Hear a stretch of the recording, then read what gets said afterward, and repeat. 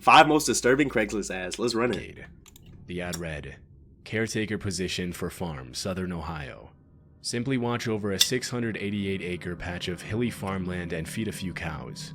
You get $300 a week and a nice 2-bedroom trailer. Someone older and single preferred, but we'll consider all. Hold on, wait though. It's like that's smooth, but it's like abandoned houses. Where the tape at? My bad. It's like that's smooth, but there's certain things that you have to look at.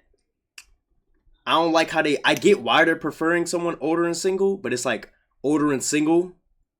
No phone calls about the job. Please do not contact job poster about other services. Like they're being real like, hey, old nigga who people probably not gonna check up on, pull up. Pull up this way. Pull up this way. Relocation a must. You must have a clean record and be trustworthy. This is a permanent position. The farm is used mainly as a hunting preserve, is overrun with game, has a stocked 3-acre pond, but some beef cattle will be kept. Nearest neighbor is a mile away. The place is secluded and beautiful. It will be a real getaway for the right person. Nigga said that's me, bro. If you are ready to relocate, please contact ASAP. Position will not stay open. Include name, age, phone number, and email, please. I'm about to say Some of the men who responded to the they don't talk about it for real, but they out here saying is overrun with game. It's because niggas keep pulling up for the Craigslist ad. You're the game. They finna get the word. Were interviewed directly by a man who identified himself as Jack, along with his 16-year-old accomplice, Brogan Rafferty, whom he referred to as his nephew. The candidates who made it to the interview stage said they didn't notice anything strange about Jack or his so-called nephew, and that they just looked like a couple of farmers who needed someone to look after their land. Okay. Scott Davis, a 48-year-old man who was interviewed by Jack over breakfast at a little restaurant in Marietta, Ohio, was the second to last candidate to go through the screening process for the job. After breakfast, he rode with Jack and Brogan to a remote wooded area near Akron. Immediately after getting out of the car to survey his surroundings, Davis heard a clicking sound. He turned around to see Jack pointing a gun at him. It was then that he realized that the click he heard had been the gun misfiring, but before he could react, Jack shot him in the elbow. Despite the wound, Davis managed to escape. He ran for his life for 7 hours through the woods. This be my thing, and this happens a lot about these videos, because obviously, you know, the person has to live to tell the tale. These be some shitty-ass bad people. Like, you a bad person, that's not okay. Mocha, what it do? You a bad person, that's not okay. But it's like, how you a bad person? The nigga don't even know you trying to kill him, and you fuck up the shot to the head, and then you misfire again and hit him in the elbow, and then he get away? Like, you gotta go to jail, bro. You not good at this. Eventually finding a house and asking the owner for help. They called 911, and news about the incident began to spread. 5 days later, police received a call from a woman named Deborah Bruce, who claimed that her 51-year-old twin brother David Pauly had responded to the same job ad on Craigslist. According to Deborah, her brother had driven from Virginia to Ohio with all his belongings in his car, in the hopes that the new job would work out for him and help him get back on his feet. Tragically, a couple days later, police found the body of David Pauly, along with the body of another victim by the name of Ralph Geiger, buried in the woods close to where Scott Davis had been shot in the elbow. At this point in the case, investigators were able to identify a pattern in the victims. Jack and Brogan targeted homeless, down on their luck, or otherwise vulnerable middle-aged men with limited family ties and lured them to an isolated location under the appearance of a life-changing job opportunity, only to later rob them of all their belongings and shoot them on the spot. It's their like, damn, you gonna rob them too? They looked at the Craigslist ads and pulled up because you were gonna give them the bread. What are you robbing them for? What are you taking? Because of their few family ties, their disappearance would go unnoticed, giving Jack and Brogan enough time to bury the bodies and get rid of the evidence. This pattern explains why certain candidates were rejected during the interview process, such as 58-year-old Ron Sanson, a former Navy officer with a college degree, and an unnamed woman in her 20s who had also applied for the job. Send it in the chat. During the Let's watch it. investigation, police traced the Craigslist ad, which led them to the home of a man named Joe Bice in Akron, Ohio. He denied posting the ad and claimed that it was probably posted by the man who rented out his basement space.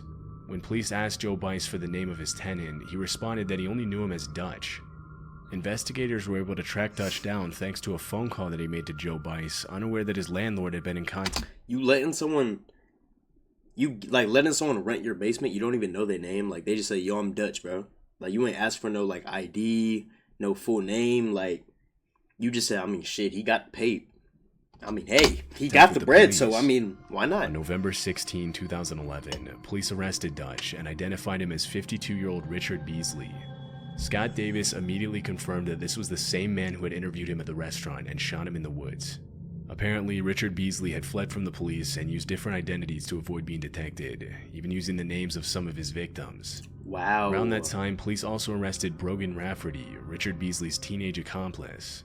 At the time, Brogan was a 16-year-old high school student from Stowe, Ohio. Is this fucked up? Can I say this? I want a show. This seemed like a great premise for a show. Like, we've been heavy in the true crime recently. Like, that's the shit that really goes. Like, fuck it. Give it to monsters. You feel me? Give it to monsters. They'll do it. Whom Beasley had mentored and taken under his They wing. won't do it. They want the mainstream. Police searched Rafferty's house Gacy. and found several weapons, as well as a disturbing poem hidden in his computer files from August 16, 2011. The chilling poem read, "We took him out to the woods on a humid summer's night. The loud crack echoed and I didn't hear the thud." Investigators later determined that the poem described the murder of Ralph Geiger, one of the victims police had found in the woods. A few days later, on November 25th, a fourth victim, a 47-year-old man named Timothy Kern, was found dead in the woods behind a mall in Akron. In 2013, Brogan Rafferty was sentenced to life without parole, and Richard Beasley was sentenced to execution after being found guilty of 27 total accounts of aggravated murder, aggravated robbery, kidnapping, 27 bodies? This innocent-looking job ad ended up being one of the most notorious. One job ad caught 27 bodies? No. Send this to Netflix ASAP. Double digits? Almost 30? I'd watch it. Luring posts in the site's history. That shit's gross, bro. And it played a strong contributing role to the sketchy connotation that Craigslist carries nowadays. Yeah. On January 2nd... I can't lie, though. My thing is, bro, some people just don't have, like, their media, like, consumption, like, level is just so weird to me. Like, Craigslist always been weird. You saw a Craigslist ad saying, yo, bro, if you old and single and, like, got no one who'll probably check up on you, like, move across the country, pull up, we gonna give you a house, we gonna give you $300. Shit, we actually got a Lamborghini parked outside, just pull up, and you just go. 2016, a disturbing ad was posted in the personal section of Craigslist. The personal section was a place where people could post personal ads for a variety of reasons. It was an interesting mix between an online dating platform, a space where people could rant and share their opinions on personal experiences, and a place for people to find friends with similar interests. Although most people use the personal section for legitimate reasons, it was also notorious for scams and other illegal activities, which is why Craigslist completely removed the section in 2018. This particular ad was posted by a person claiming to be a serial killer. I was wanting to thank Tulsa for letting me have my first kill. It all started here, so I was thinking it should be also my first. I was nervous as hell, but I will get over it. It was a stranger on strangers, so the police will have a difficult time. It will not be my last, though. Think about going to OKC for next. To the people who started it, all Julie Free, DOC, Judge Glasgow. Wow. Nah, niggas used to get sick on some... No, Richie. This ain't got nothing to do with me. This has never been my campaign. Dude, anonymous Craigslist just... Bruh, I just killed that nigga, bro. No way. That police never gonna find this nigga. Not never. What did I just do? Okay. Disturbingly, the post mentioned 2 public officials by name, and the person who uploaded the ad said that they would strike again. The ad read, "Tulsa murder. I was wanting to thank Tulsa for letting me have my first kill. It all started here, so I was thinking it should also be my first. I was nervous as hell, but I will get over it. It was a stranger on strangers, so the police will have a difficult time. It will not be my last, though. Thinking about going to OKC for next. To the people who started it all, Julie Free, Judge Glasgow." On the day that it was posted, the ad was immediately reported to the... I was like, damn, are they finna see this as repetitive? I just read that whole shit, and then he gonna read the whole shit? Police, and an investigation was launched by the Tulsa Police Department. Specifically, the ad thanked a woman named Julie Free, an employee of the Department of Corrections, and Judge Glasgow, who worked in the probate division of the Tulsa County District Court. What up? Thanked them and referred to them as the people who started it all. Because Julie Free and Judge Glasgow worked in overlapping departments So and shit, would is sometimes Julie interact free or with the same no? offenders, police believe that the ad had to have been posted by someone who had at some point been involved in the criminal justice system, and that it might have been an act of revenge to stain their image. Craiglist provided the Tulsa Police Department all the information available about the post, but it didn't really lead anywhere. According to the police, there had been no recent crimes that matched the description provided in the ad. The police department said that the ad was probably a hoax, but they never found any evidence to prove it, which means it's still possible the post could have been legit. The homicide unit claimed that they had seen a similar situation before when a 918 number texted random people disturbing questions about where to bury a body. The thing about the ad that alarmed the police was that it specifically named two public officials, but to this day it hasn't been confirmed whether this was just some sort of revenge hoax or if something much more sinister was going on. Someone hit your phone talking about if a random number texts your phone like, where do I bury this body, and like you troll back, you like, I mean shit, like blank park probably a good idea low key, and a body turn up there, are you an accomplice? Or like they know you was trolling? How that work? In August of 2014, an 18-year-old girl named Haley Turner posted a Craigslist notice stating that she was, quote, looking to be abducted and taken away. What? Run it back. What? Posted a Craigslist. In August of 2014, an 18-year-old girl named Haley Turner posted a Craigslist notice stating that she was, quote, looking to be abducted and taken away. Okay. Although the post... Did she get what she got? Like, is that what this about? Immediately gained a lot of online attention. As far as I was able to find, images of the actual ad itself are no longer available. On August 7th, Haley left her house in Michigan and told her mother that she was going to run an errand. A few minutes later, she called a friend on the phone.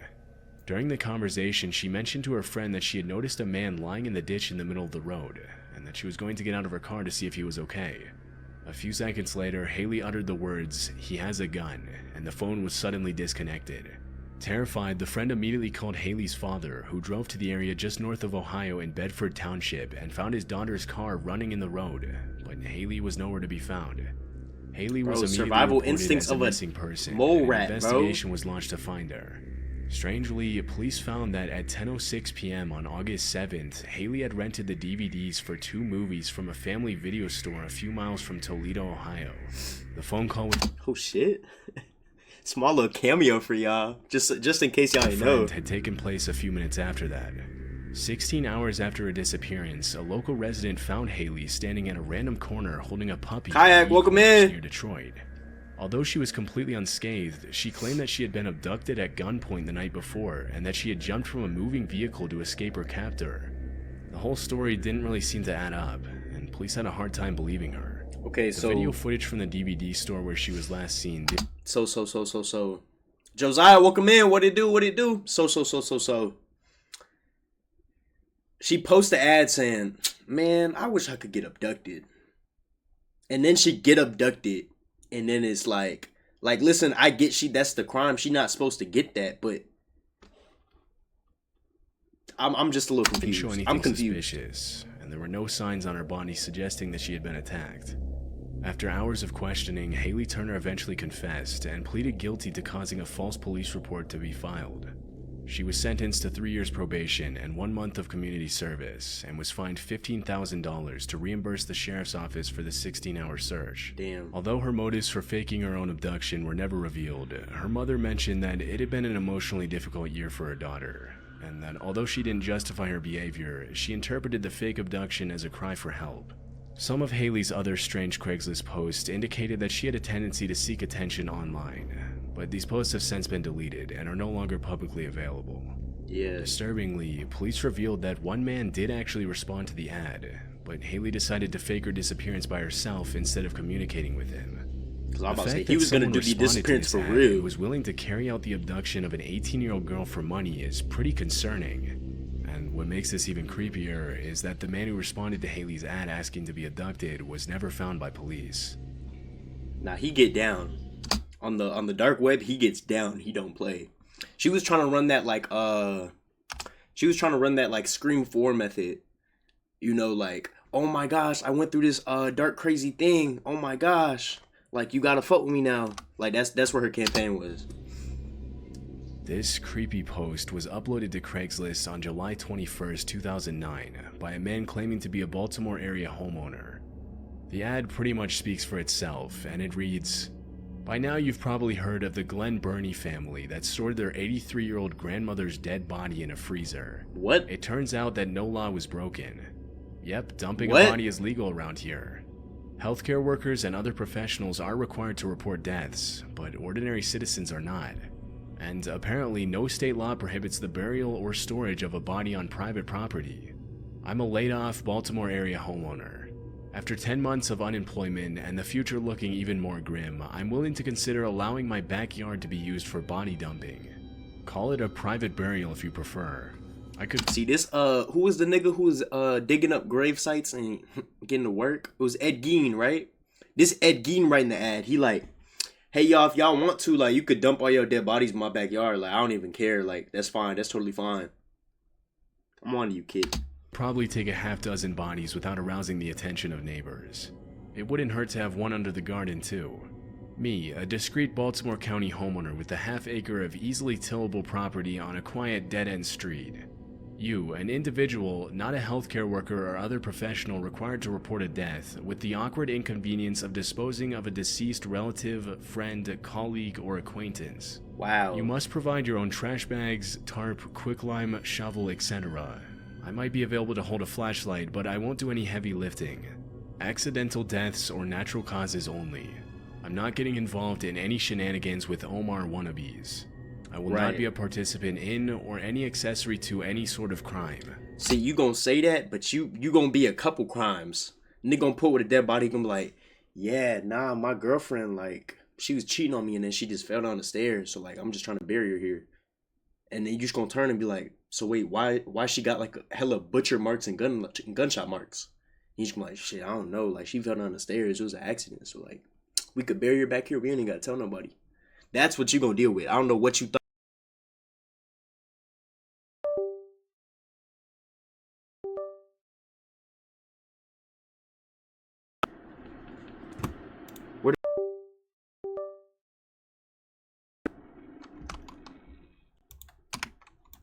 Why is my mouse not moving?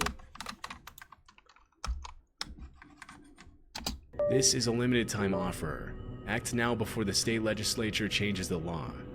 If and when the law changes, measures failed 10 years ago after the 1999 incident, you'll be grandfathered, literally and figuratively.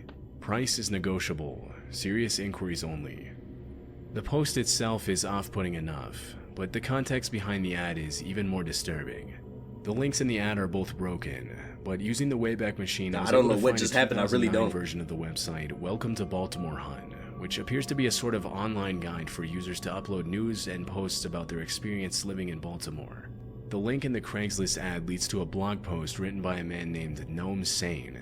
The article goes deeper into the reasons why he uploaded the ad to Craigslist and what he hoped to accomplish with his underground private burial business. In the comments, more than a few users asked the man if they could use his backyard for a burial. The fact that the uploader of the ad explicitly mentioned that he wouldn't get involved in any criminal activity. This nigga buried bodies in his backyard for bread, and you gonna say, P.S., you're my hero? H-Dog, what you had going on? Like, what? By burying anyone who hadn't died of natural causes has created a lot of online speculation. Using his backyard as a body dumping location would have been perfectly legal, and the only reason the ad stayed up for so long was because the man wasn't advertising an illegal service, such as burying people who had been murdered.